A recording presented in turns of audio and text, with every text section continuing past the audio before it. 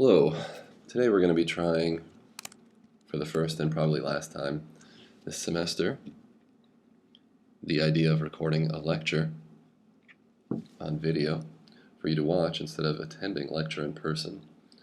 So, sorry to disappoint, but that's what we're going to be doing, as I'll be out of town on Thursday. Today's topic is something that people call RAID. We're going to talk about RAID is a technique which stands for redundant array of either inexpensive, that was the original term, or independent, that's how people generalized it later, disks, or RAID. It's something that came out of, the term came from UC Berkeley in the late 1980s, and there's some pioneering work done by Dave Patterson, Randy Katz, two professors there, and a student at that time, Garth Gibson, who's now a professor at Carnegie Mellon. This work has been recognized repeatedly in the academic community, and also has been recognized, of course, in the industry, who, once they heard about the project, almost immediately started building RAID systems. I should also note that Dave Patterson was my advisor in graduate school, so I had the pleasure of working with him. In any case, what we're going to do today is we're going to talk about what RAID is. We're going to talk about why it's useful. We're going to talk about how to evaluate such a RAID system, because we're going to talk about different ways of building them. And then we're going to start talking about different, what people call RAID levels, or basically different ways to organize a RAID. We'll talk about RAID 0, which is really the simplest form of a multi-disk system. We'll talk about RAID 1, which is called a mirrored system. And then we'll talk about RAID 4 and 5, which is using something called parity to build a redundant disk array. And for each of those, we'll evaluate each of them and decide which is good for which situations. Okay. So a RAID, very simply at some level, is you can think of what we're really trying to build as a multi-disk system, or maybe more appropriately, a storage system. That's what we're trying to build. And the first question you might ask is, why? Why should we build a multi-disk storage system? Why not just use one disk? You may be thinking about some reasons right now, but let me give you a few. There's some obvious ones. One of the first obvious reasons is capacity. We simply sometimes need to be able to store more than what fits within a single disk. Even though modern disks are pretty large, let's say a terabyte in capacity, which is amazing. It's certainly the case that people sometimes need to build multi-terabyte or even petabyte storage systems. So capacity is one reason we might look to multi-disk storage systems. Another is performance. As we saw in the last lecture on the beginnings of disk technology, performance of a single disk can be quite bad. For example, if you're doing random IOs, you can find that disks deliver less than 1 megabyte per second of bandwidth. Sometimes people think about that in terms of the number of I/O operations. So you think of them as maybe hundreds of I/O operations per second, or sometimes people use the term IOPS. And that's not very many. Certainly anytime you're counting something in the hundreds or even thousands in a computer system, that sounds like it could be a bad thing. It means that that part of the computer system is moving slowly. And if your application really depends on random IOs, which some applications do, a single disk performance is not going to be enough. And so, for example, database management systems tend to do a lot of random IOs as you're doing random lookups in large tables or trees. And so to build a more performant disk storage system, you have to add more disks.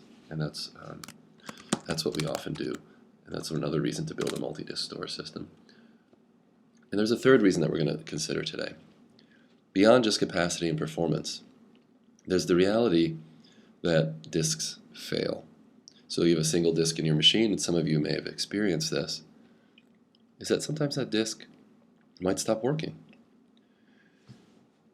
What we're going to find out today is to increase the reliability of a storage system, we can add more disks, and we can use them in some kind of redundant way. For example, instead of keeping just one copy of each block on the disk, we can keep 2 copies on separate disks. That's called mirroring. We'll learn more about it in a second. And by doing that, what we can find is that we can build a more reliable storage system that looks like it works all the time and is available and gives high performance and has a lot of capacity, even though maybe once in a while one of the underlying disks or a few of the underlying disks fail. So reliability is a third reason to build a multi-disk storage system, to be able to tolerate the failure of one or maybe more drives and keep working anyway. So hopefully now you have some idea why we might decide to build a multi-disk storage system. And we're going to generically call those, we could call them RAIDs pretty generically. Sometimes people call them storage arrays. You'll hear that term too. And now let's talk a little bit about exactly what we mean by when we talk about a RAID. And there's a bunch of different types of RAID systems. The one that we'll basically talk about is something people call hardware RAID. A hardware RAID is basically a big box of some kind. You can think of it a box with many disks inside of it. But it connects to a system just like a single disk would. So a typical connection that you might use to attach to a disk or something like protocols like SCSI or ATA, IDE. Those are just protocols that people use to talk to disks, low-level bus protocols. And a hardware RAID box may have exactly one of these protocols, or maybe more than one, which allows you to connect it to the rest of the system, and it looks to the rest of the system like it's just a disk. It just maybe has more capacity than you would expect from a disk, or gives better performance, or maybe seems more reliable, but it looks to the rest of the system, the file system, the operating system, it looks like a disk. And so that's one of these advantages of having a hardware RAID. When people started building them, they realized, hey, we can just tell people, instead of buying a disk, buy one of these RAID boxes. You plug it in, it works with everything that you have already, every piece of software. It just does a better job. And that's what made RAID very popular from the get-go. So if we look inside of a typical RAID, then what we're going to see, let's say we made some sort of crude diagram here. What we're going to see, of course, is a lot of things. We're going to see some disks, maybe like disk 0, disk 1. Let's say we have a 4-disk RAID here or something like that. We're going to see a lot of disks if we look inside of one of these boxes. That's not a big surprise. What else are we going to see? Well, of course, we'll see a lot of memory somewhere in the system, like DRAM, for example. And we might even see, in a modern RAID, we might see some number of CPUs. Because, of course, a RAID has to run some kind of software. And let me just copy this. And if a RAID is running software to control what the RAID is doing, of course it's going to have CPUs and memory and all sorts of things. And so if you start to look at it, and like I said before, the connection to the outside world, whatever it is going to be some sort of, I don't know, SCSI or something like that. So it looks like a disk, but the way it connects is quite different. Quite similar. It looks like a disk, but inside it's not just a disk. It's a CPUs, it's memories, it's lots of disks. I guess what's kind of interesting about that is this really looks like a computer system, but it's a RAID. It's just specialized. It has a little bit different connection to the rest of the world. So that's what a hardware RAID looks like. There's also something called software RAID, which we won't talk about too much. It's basically software inside your OS that pretends to be arrayed using a bunch of disks, as we'll see in a minute. That doesn't have any special hardware and generally isn't used in cases where you really care about the reliability of your storage system, though it is cheap. In fact, it's free. Like in Linux, you can download software RAID and use it right away. So we won't talk too much about software RAID. So that's what a RAID is. Generally, when I say a RAID, I'm talking about a system. It has CPUs, memories, lots of disks, but to the outside world looks like a single disk. Okay, let's get on to piece 2 here, which is what we're going to, before we start talking about different types of RAIDs, we're going to have to talk about how to evaluate a RAID technique or approach. And to do that, we're really just going to look at all those different reasons we said why people would even think about using a multi-disk system. So when we evaluate a RAID, we're going to look at its effective capacity. I'll put effective in there to make a point. In other words, how much of the disks, when you buy, let's say, n disks, how many of them can you use for user data? And how much is used for other stuff that the RAID is doing? So that's something we're going to be looking at. Performance we're going to look at. And we'll look at performance along a number of different axes. For example, random I/O performance versus sequential I/O performance. Random I/Os are often very important to understand because lots of applications do lots of little I/Os all over the place. So at different locations on the disk. That's really bad for disks, but is therefore a good way to measure. But because it's commonly used, is a good way to measure an important aspect of disk performance. And sequential I/O is also important when you're streaming through large bits of data, let's say doing some kind of data analysis. That's something we should consider. And then we're going to also look at reads versus writes, and we'll see that read and write performance can be quite different in a RAID, and that's why we bring them out. And of course, some applications, reads are more important, for others, writes are more important. So that's performance. We're going to look at effective capacity, we're going to look at performance, and then we're going to also look at reliability. And then what we're going to really look at there is how many, just very simple metric, which is how many disk failures can a particular RAID scheme tolerate. And that's how we're going to understand generally how effective the RAID is at tolerating disk failure.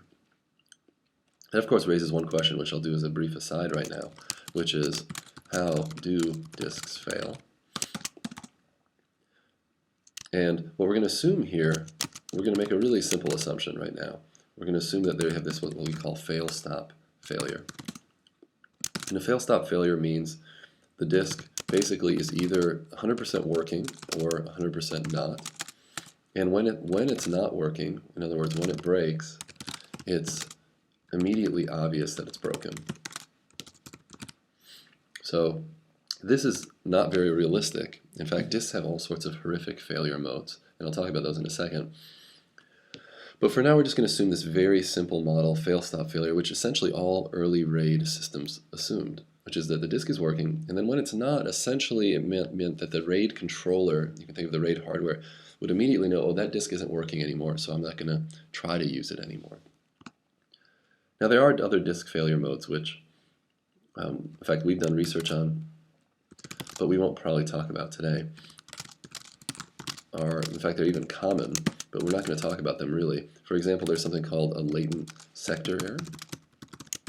A latent sector error means the disk basically works, but one or a few blocks are inaccessible.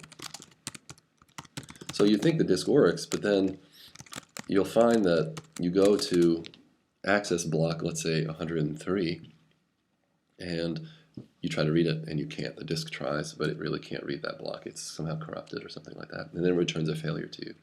That's a latent sector error. And then another type of failure that occurs in modern disks is block corruption. So you read the block, and the disk returns it. It says, yeah, here's the block. No error code at all. This gives you an error. The latent sector error gives you error on the read or write then. You read the block, no error. In fact, you just get the data, but you get the wrong data. That's block corruption, and that happens too on modern disks. Both of those make building a really reliable RAID system or storage system much more difficult, but we're not going to have time to really talk about. If you're interested, see some papers that one of our students did, Lakshmi Bhairavasundaram in Sigmetrics 07 and Fast 08. And he's done some of the first published work that actually describes how often this happens in disk systems. And the rough story was that in modern storage systems, maybe about 5% of drives over, say, a 3-year period of study exhibited at least one latent sector error, and about 0.5% of drives exhibited a block corruption over that same period of study. So these problems are real, they happen, and a real modern storage system has to deal with it. Okay, so just to recap, we're going to assume a very simple model. It's called the fail-stop failure model. It means a disk is either working or not, and when it breaks, it's immediately obvious.